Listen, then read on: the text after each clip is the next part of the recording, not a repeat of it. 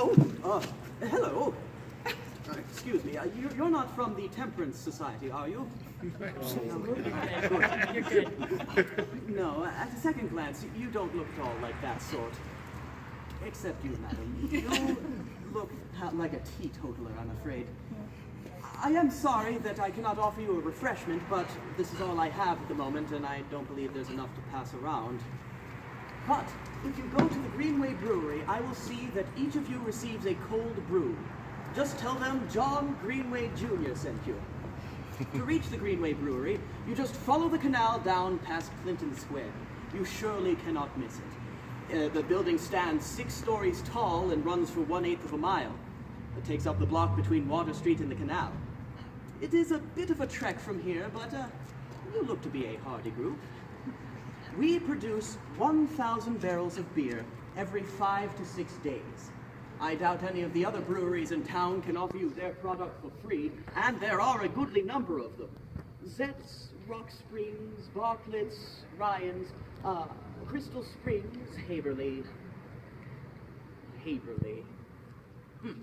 With that statue of that Emperor, Gambrinus atop, presiding over the North Side.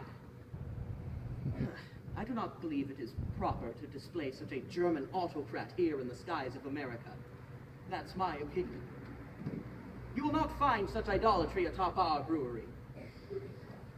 Although I do admit that on the grounds of the family estate, a number of classical statues, cupids in the fountains and the like, in various states of undress, pepper the grounds. But that is classical art and in good taste, I assure you.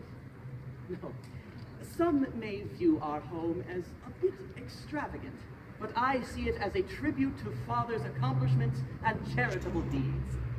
Many carriages pass by just to catch a glimpse of the showplace of the richest man in central New York. Now, just a bit further down James Street Road is Father's fancy, his farm where crops of corn and wheat are grown. There is raised his prize livestock, a herd of Lincolnshire sheep, pens filled with 1,000 hogs, and various breeds of cattle, including some of the largest bulls in the country. The vegetables grown there are also said to be some of the largest and tastiest around. Why, it was reported in the newspapers when there grew an onion 16.5 inches by 13.5 inches and weighed 1.5 pounds. That is a lot of tears.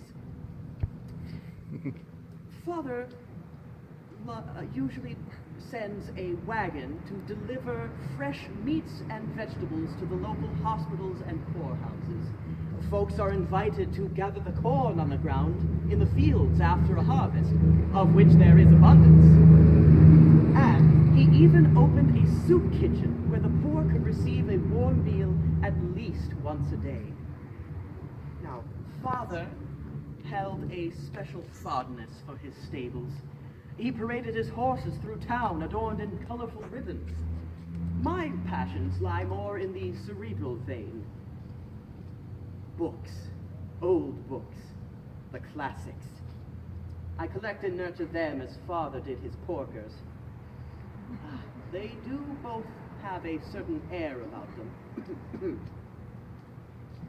Father first came to America from Warwickshire, England, with his family at age 16. He was the oldest of 5 siblings. After quite a perilous journey, they arrived safely, only to have his mother die soon after. From New Jersey, they traveled by steamer and then canal boat to Syracuse. Father was to hold a number of jobs growing up: farmhand, grocery clerk, and even cutting wood for the tracks of the Utica-Syracuse rail line, among others. Once enough money was saved, he and his brother George purchased and opened a grocery store, then turned peddlers traveling as far as Ohio. Later, Father spent time in New Orleans working for a Portuguese merchant. His experience brewing began when he returned to New York State to work as an agent for a brewery in Elmira. Then he entered into partnership with Uncle George to purchase the Brewster Brewery. They moved to a location midway between the canal and the railroad and changed the name to Greenway. We produce a pale ale, which is deemed best for family consumption. And then there is stock, which is for those favoring a greater strength.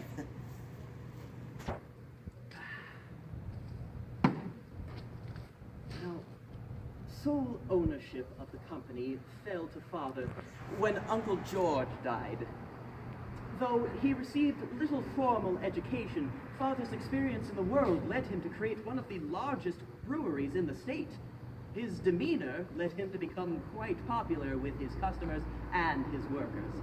In fact, he built row houses for his employees to live in. Near the brewery, of course. It was to make sure they were always on time for work. There were even brewery excursions for the employees' families on his steam yacht, the Annie Laurie, named after my sister. Oh, did you know that in a large fountain in his drinking establishment in Market Hall downtown, there sits a replica of the warship the Pennsylvania to greet his customers? Father always knew how to attract attention. Oh, wait. Are you all here for the Great Greenway Barbecue? Well, you are in the wrong place.